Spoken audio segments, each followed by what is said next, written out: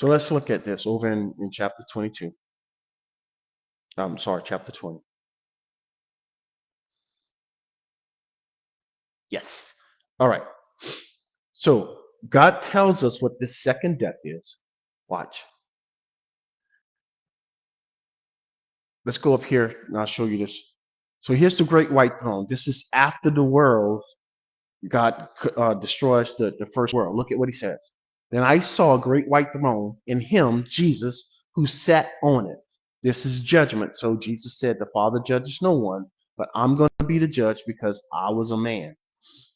From whose face, when sin finally looks upon holiness, when God unveils himself in all his righteousness, in all his holiness, what happens to sin? This is why I tell you that Jesus Christ had to be slain before the foundations of the world, because the first world had sin. When God shows up and his holiness is revealed, sin cannot sit in his presence. Earth and all creation and all the sins that happen in this first world gets away. They're destroyed, friends, annihilated. And there was found no place for them. Why not? Because you can't have two gods. The God that was over this world was cast up here in earlier, was cast into the lake of fire. All that was left is his world. Watch. So let's go back up here. Okay. Look right here. The God of this world, what happened? The devil who deceived them was cast into the lake of fire. So here's the God of this world right here. So the God of this world got cast into the lake of fire. Did he have free will? No. Friend, listen. Pay attention to the words that God used. Look at this right here. He was cast. Did Satan walk into the lake of fire, skipping and hopping and say, "Oh, I'm on my way to the lake of fire"? Did he do that? No, friend. No. He went kicking and screaming like everybody else.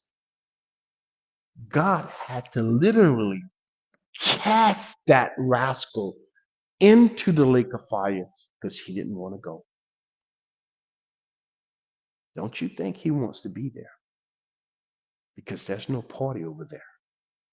All he has is the lake of fire and brimstone, where, look, 1,000 years later, the Antichrist and the false prophet are there. And what's going to happen to Satan?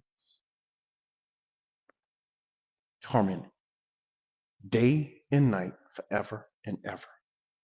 So if heaven is forever, friends, this place right here, it's also forever. God does not exaggerate. Now, he was the God of this world, right here. This one right here. And God says that that first world is going to be burned up in all of its works.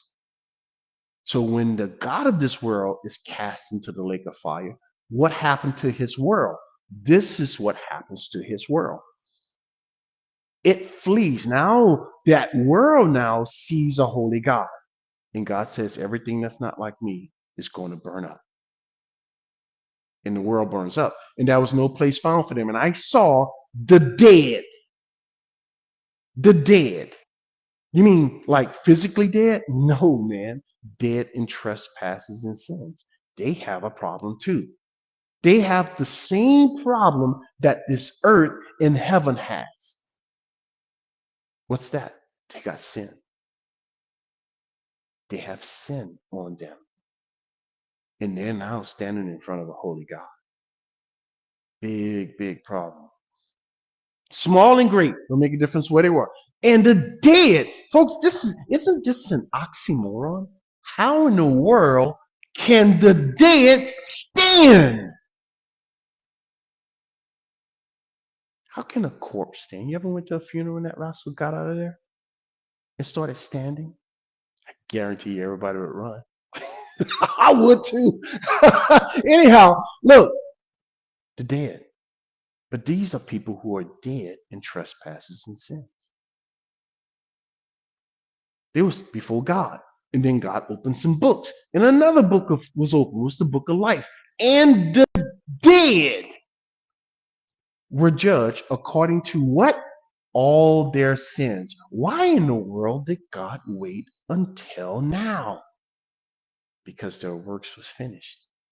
The impact of their wicked lives have finally ran its entire course. Now God can judge them based on every single intent, every single thought, and every single action that influenced others to rebel against God. And they're going to have to pay for that. By the things which were written in the books, the sea gave up the dead who was in it. Now you say the sea. Go back and let the Lord explain to you what the sea is. It's the sea of humanity. The sea of humanity. It's not talking about water, friends. The sea of humanity. How do we know that? Because early in Revelation, God Himself gave you the definition of what the sea was. Remember, the Antichrist came out of the sea. Was he talking about water? Of course not. The sea of humanity.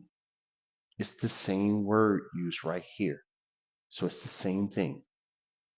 There was a God. There's going to be some humans who live through the end of the tribulation. That's who God is talking about in Matthew chapter 25. When He sits upon His glorious throne. Let me show you. Let me show you what I'm talking about. All right. Watch this. Let the Bible explain the Bible for you. Don't guess. Oh, don't do that again, please.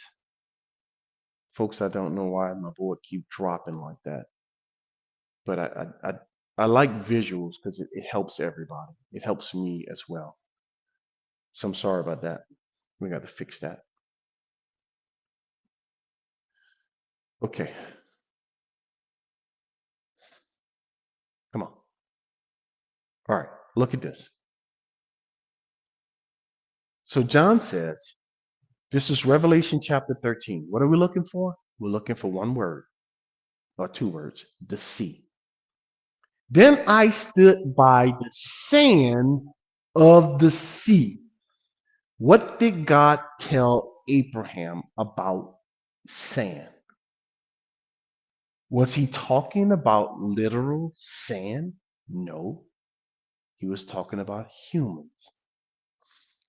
And that human came out of the sea. So, did He change subjects? No. So, if this was humans for Abraham, did these humans walk out of some water? No, man. The humans came out of humanity.